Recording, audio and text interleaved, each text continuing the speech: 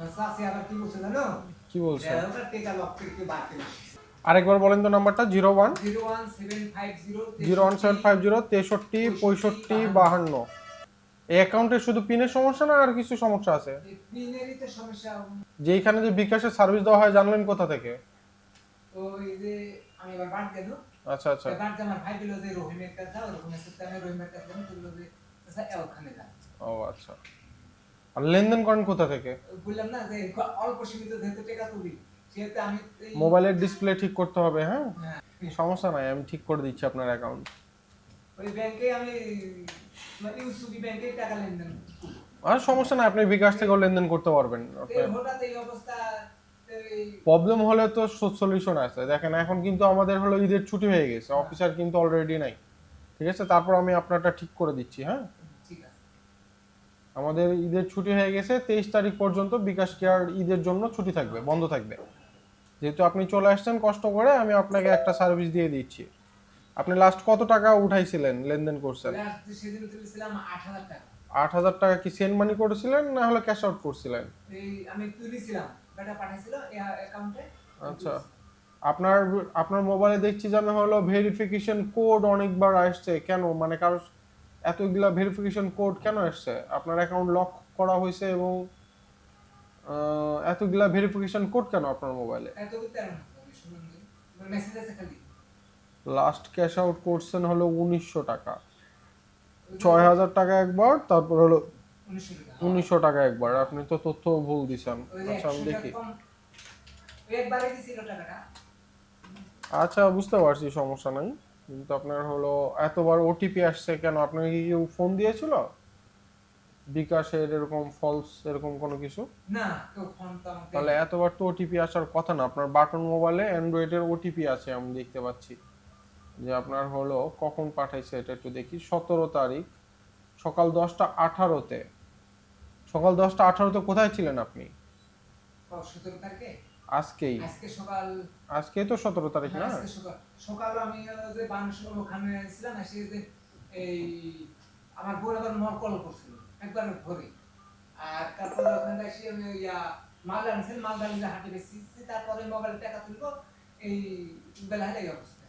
আচ্ছা আচ্ছা, না আমি বলছি যে 17 মানে আজকে সকাল 10টা 18-তে মোবাইলটা কার কাছে ছিল যে এতবার? আমার কাছে সবসময় মোবাইল আমার কাছে ছিল। তাহলে এতবার ওটিপি দিয়েছে তো কারণ ছাড়া তো। থেকে যে দিছিলাম যে টাকাটা দিতে তারপরে কাকে কাকে দিয়েছিলেন? দিছিলাম 763619। রহিমের যে সেদিন দিছিলাম হ্যাঁ, ওর কাছে। তো বলছে যে ভাই পিন না ভুল নাকি দেখেন, না পিন না ভুল না আমি জানি, পিন ভুল হবে না। আচ্ছা আমি দেখছি আপনার অ্যাকাউন্ট, আমি অ্যাক্টিভেট করে দেখি কি অবস্থা। আপনার অ্যাকাউন্ট অলরেডি ঠিক হয়ে গেছে। তো এত মেসেজ আছে কে বারবার?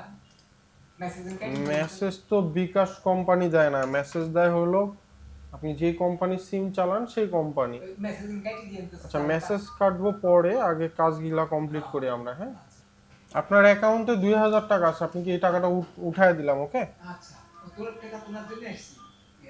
বুঝতে পারছি। এরপরে টাকা তো উঠায় তোলে সরাসরি এখানে চলে আসবে। আচ্ছা ঠিক আছে। চাচি আবার কি বলছে জানো? কি বলছে? ওটা টাকা লক থেকে বার করে দিচ্ছে। বিষয় হচ্ছে যে যে আমরা যে পিন কোড দিচ্ছি, পিন কোড, এই পিন কোড কারোর সাথে শেয়ার করা যাবে না। হ্যাঁ, পিন কোড যখন আপনি শেয়ার করে দিবেন যে ওটিপির মাধ্যমে আপনার অ্যাকাউন্টটা কি করবে, হ্যাক করে নেবে। তো সুতরাং আপনার অ্যাকাউন্ট ভালো রাখার জন্য আমি মেসেজ সব ডিলিট করে দিচ্ছি, সমস্যা নাই।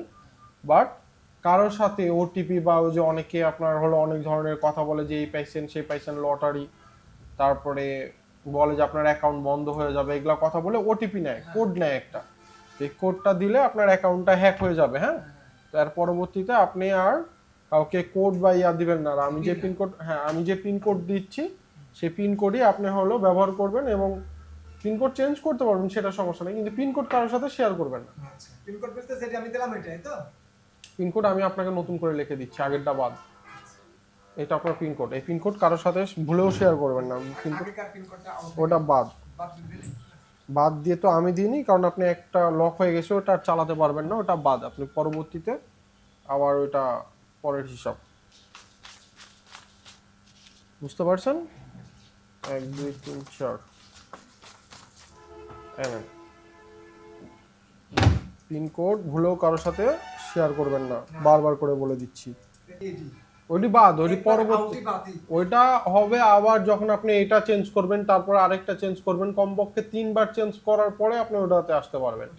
আগের পিনকোড বাদ, এখন থেকে এটা চেঞ্জ করে আরেকটা করতে পারবেন, কিন্তু আগেরটাতে আর আসবে না, ওইটা নষ্ট হয়ে গেছে। হ্যাঁ, ওই পিন কোড কোনো সময় পুনরায় আনা যাবে না। ওইটা নিয়ে আসা যাবে কখন? আপনি কালকে এসে একবার চেঞ্জ করলেন, তারপরের দিন একবার চেঞ্জ করলেন, তারপরের দিন 3বারের বেলা, 3বারের পরে পূর্ববর্তী পিন আপনি করতে আজ পারবেন। একটা চেঞ্জ করলাম কাল, তারপরে আর 2বার, হ্যাঁ এই তো বুঝতে পারছেন।